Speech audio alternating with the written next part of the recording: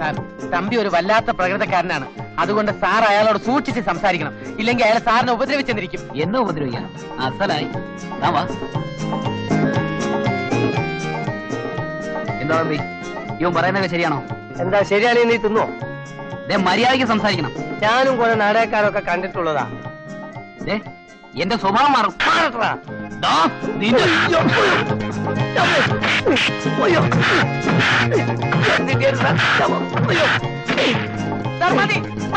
അയാളെന്നെ അടിക്കരുത്. എന്നെ വേണമെങ്കിൽ അടിച്ചോ.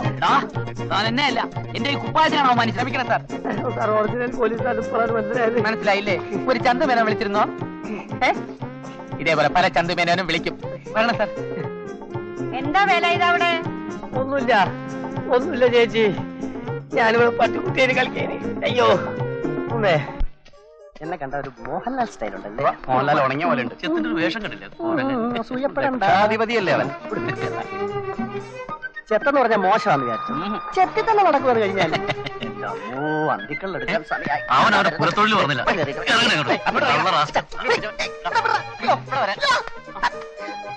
ഞങ്ങളുടെ മാനങ്ങളായിരുന്നു. തെങ്ങ് കണ്ടപ്പം പിന്നെ വേറൊന്നും വിചാരിക്കാതെ ഞാനും കേറിപ്പോയി എന്ന് വിചാരിച്ചേ ആക്കാതെ കേട്ടാ. ഇവനെ സൂക്ഷിക്കേണ്ടിയിരിക്കുന്നു. തെങ്ങ് അവന്റെ കണ്ണി പെട്ട അവൻ കേറിയിരിക്കും. അവന്റെ വേഷവും പരിസരവും ഒന്നും അവന് പ്രശ്നമല്ല. അതെ, ഈ തെങ്ങുമായി എന്റെ ജീവിതത്തോട് അത്രമാത്രം അഭേദ്യമായ ഒരു ബന്ധമായിപ്പോയി. അതുകൊണ്ടല്ലേ തന്നെയല്ല അന്തികൾ എടുക്കേണ്ട സമയമായി. ഇന്നിപ്പോ ലീവാന്നുള്ള വിവരം ഞാൻ അറിഞ്ഞു. ഇക്കണക്കിന് തെങ്ങൊന്നുമില്ലാത്ത വഴി കൂടി വേണം ഇവനെ കൊണ്ടുപോകാൻ. അതെ, ഇവനെ ഇങ്ങനെ വിട്ടാ പറ്റില്ല. ഞാൻ പറയുന്നത് നമുക്ക് കാര്യം ചെയ്യാം. പോവാനോ? എന്നെ കൊണ്ട് ഒരു ചുവട് നടക്കാൻ വയ്യ. തന്നെ കൊണ്ടാ മതി. അവന് നടക്കാൻ വയ്യ. നമുക്കൊരു കാര്യം ചെയ്യാം. നിനക്ക് നടക്കാൻ പറ്റില്ല.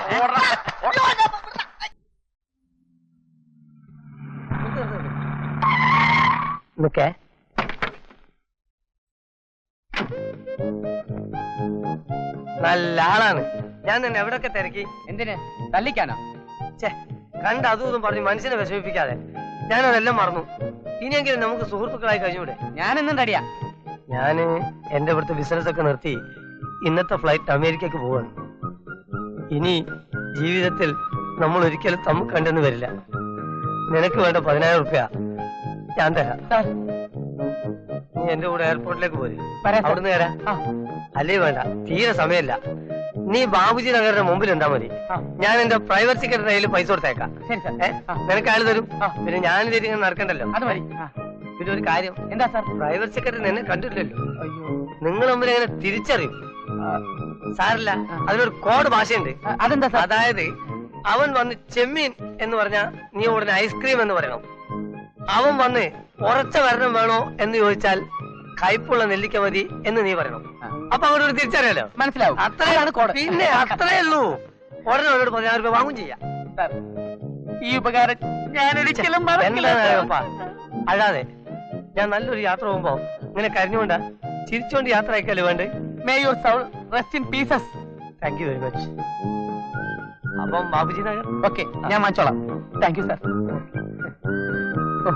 നല്ല മനുഷ്യൻ. ഞാൻ തെറ്റിദ്ധരിച്ചു. സാർ, ഈ ഫയലിൽ എല്ലാ ഡീറ്റെയിൽസും ഉണ്ട്.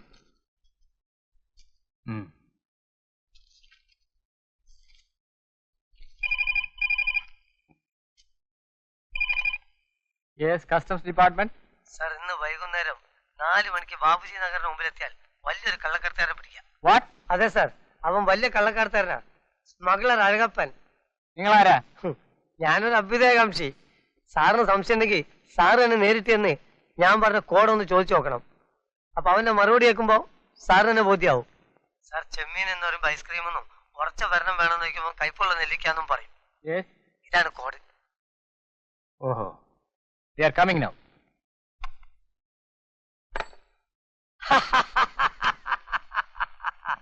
ആട്ടാ, ഏതെല്ലാം വഴിക്ക് നീ എന്നെ ഒതുക്കുന്നോ അതിനപ്പുറത്തെ വഴിക്ക് വേലായുധം നീ എന്നെ ഒതുക്കും.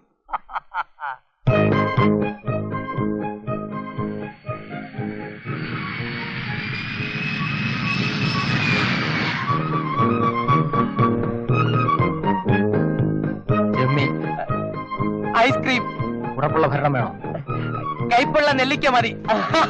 ഇപ്പൊ കോടി ശരിയായല്ലോ, ഇനി കാശിങ് എടുക്കും വേഗം. ഓഹോ, അപ്പൊ എനിക്ക് കിട്ടിയ ഫോൺ കോൾ കറക്റ്റ് ആയിരുന്നു.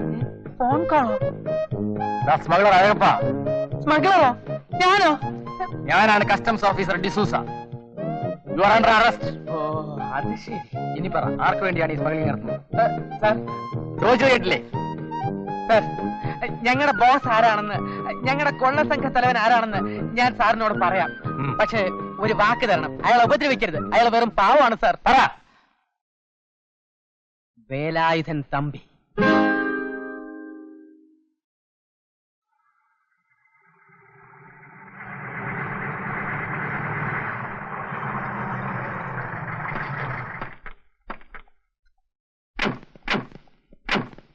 ആരാ മനസ്സിലായില്ല? അഴകപ്പനെ ഞങ്ങൾ അറസ്റ്റ് ചെയ്ത് കഴിഞ്ഞു. വളരെ നന്നായി സാർ. ഇവനെ പോലത്തെ ദുഷ്ടന്മാർക്ക് പറ്റിയ സ്ഥലം ജയിൽ തന്നെയാ. നിങ്ങൾ അറസ്റ്റ് ചെയ്യാനാണ് ഞങ്ങൾ ഇപ്പൊ വന്നത്.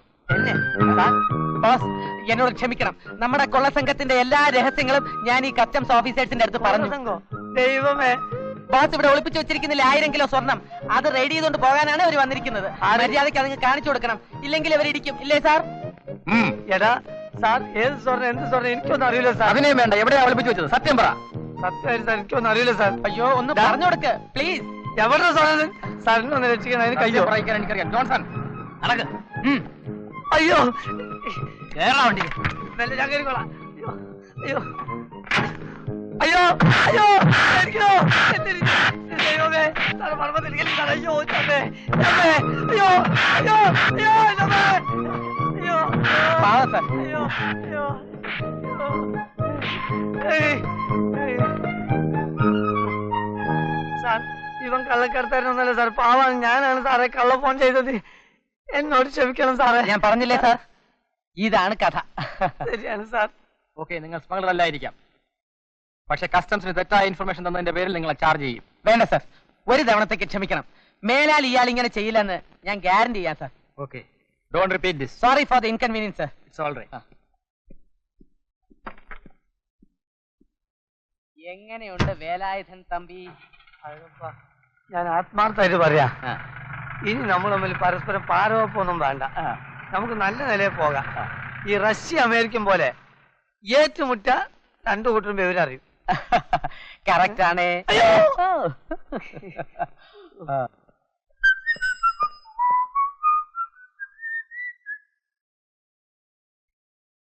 മറ്റേ കക്ഷി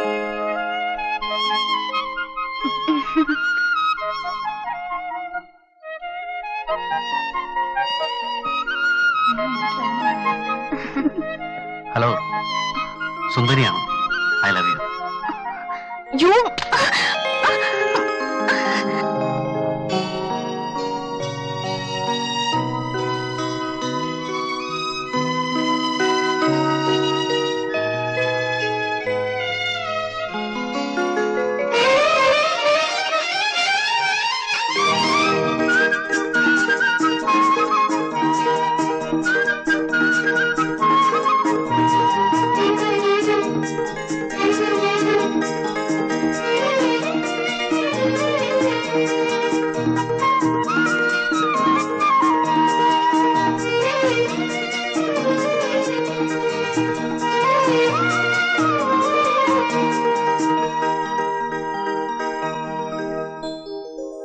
നീ കിടപ്പിരിപ്പ് മനസ്സിലാക്കാതെ അവർക്ക് വേണ്ട ഉപദേശം എന്താണെന്ന് വെച്ചാ പറഞ്ഞു കൊടുക്കണേ.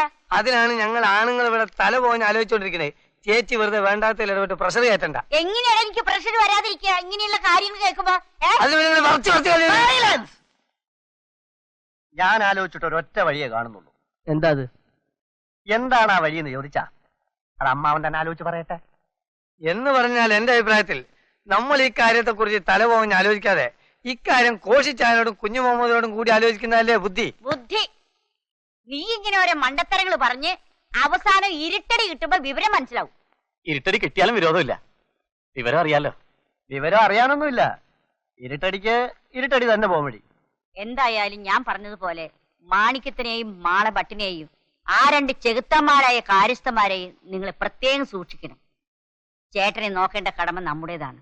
ഞങ്ങളുടെ സ്വത്തുക്കൾ നഷ്ടപ്പെട്ടാലും ശരി, അമ്മാവൻ ഒരപകടവും വരാതെ നോക്കുന്ന കാര്യം ഞങ്ങൾ ഏറ്റു. അല്ലേടാ? ഹേയ്, അതെ.